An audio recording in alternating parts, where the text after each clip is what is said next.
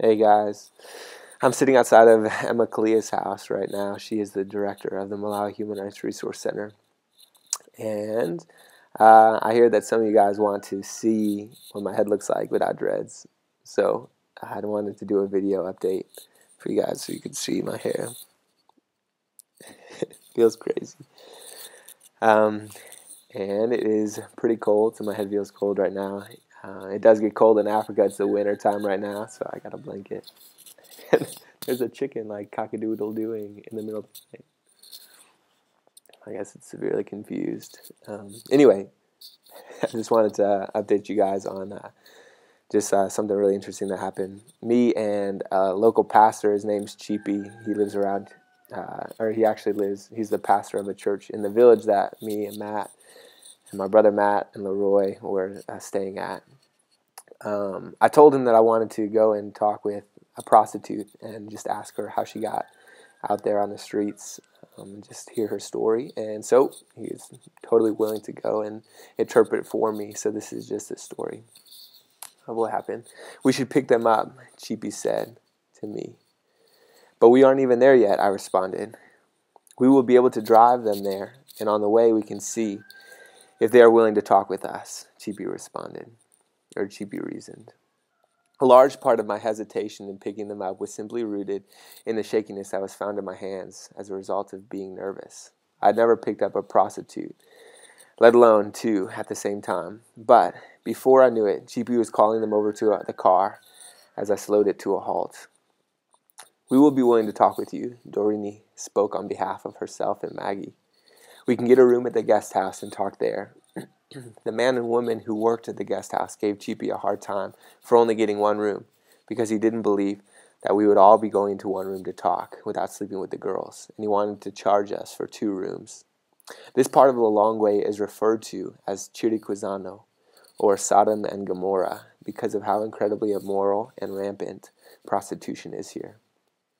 Of course, it is scary. They can even hurt you and do despicable things to you.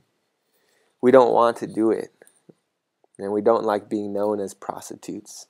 I have no parents, no one to support me. These are some of Dorini's and Maggie's comments. Dorini is 28, and Maggie is learning from her how to work on the streets. Maggie claims that she is 21 and spent most of the time sitting in the corner, not saying much, as she tried to avoid eye contact with me.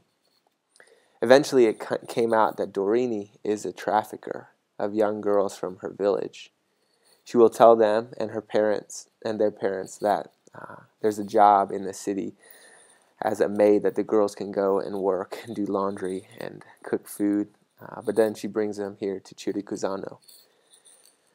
I got to tell both of them about how the love of Jesus, that the love that Jesus has for them would never be able to be lessened even by their worst actions. Dorini said that she wanted to be in a relationship with this Jesus. If it is the young ones that you want to see, then I could take you to them, Dorini confesses and continues. It is only 10 minutes from here by footing. By the time we got done talking and praying, it was past 11. She explained that by now most of them would already have clients, but there are always some 24 hours a day. So we were off. The moment that we entered the bar, there was dozens of people grinding on each other, and we could hardly make it through the crowd. Once we got back to the back, it opened up into a small courtyard, and we took a seat. Those are the children, Dorini said, as she looked over her left shoulder. I saw 3 girls that were somewhere around 14 or 15. She told me that if we were there a little earlier, then there would be many more. Then she offered further to have us come back and speak with them another night if we were willing to come.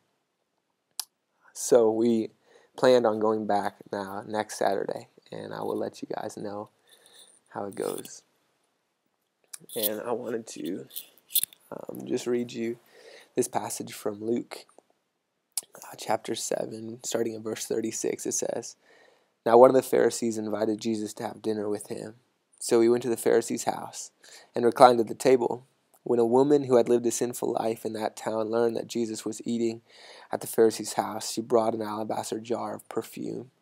And as she stood behind him at his feet, she wept. She began to wet his feet with her tears, and then she wiped them with her hair and kissed them and poured perfume on them. When the Pharisee who had invited him saw this, he said to himself, if this man is a prophet. If this man is a prophet, he would know who is touching him and what kind of woman she is, and that she is a sinner. Jesus answered him, Simon, I have something to tell you. Tell me, teacher, he said. 2 men owed money to a certain moneylender.